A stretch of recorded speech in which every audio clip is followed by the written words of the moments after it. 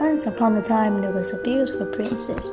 The princess whose name was Elizabeth loved to play, and her favorite playing was the golden ball. When the golden ball would jump and the princess would try to catch it. It was a fun game, but the golden ball forgot to be careful. As it jumped, it was bouncing toward the well, and before the golden ball could see where it was going, it fell down. The princess called down the well, golden ball, where are you?" But there was no reply. The princess cried so hard. Suddenly, the frog jumped up to the very top of the well, where you could see the princess. "Please, princess, don't weep," said the frog. "I can help you.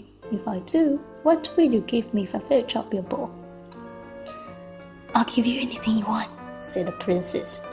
"My silk dress, my necklace, pearls, my golden crown." "No," the frog said. "I don't want any of those things. What I want is to sit with you at your supper and eat from your golden plate and sleep on your silk pillow. Promise me these things and I'll help you." "Oh, I promise," said the princess. And with that, the frog disappeared down the well and popped up a minute later with the golden ball. Elizabeth was so happy to see her toy again that she ran off with it. The frog chased after her. Stop, take me with you. I can't run as fast as you. Please wait for me, pretty princess." But Elizabeth didn't hear the frog. When the princess got back to her castle, she slammed the door and the frog was left outside. Hours passed by. The frog had been waiting for Elizabeth all and was very tired and hungry. So the next day there was a knock on the door.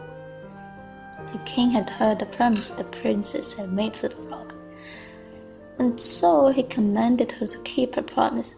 Let the frog eat supper with her. The frog sat on the table and said, "Push your golden plate a little nearer so that we can eat together."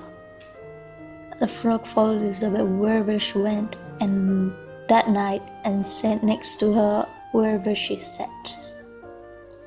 When it was bedtime, the frog went into her bedroom to lay it on a silk pillow, just as she had promised it could.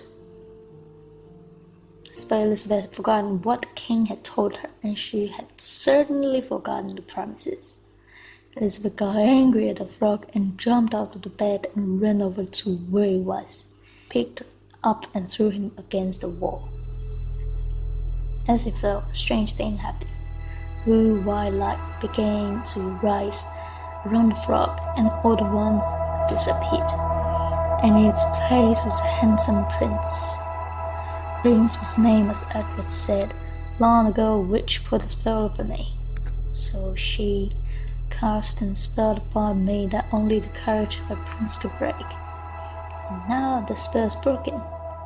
And then he asked her to marry him, and Elizabeth said yes.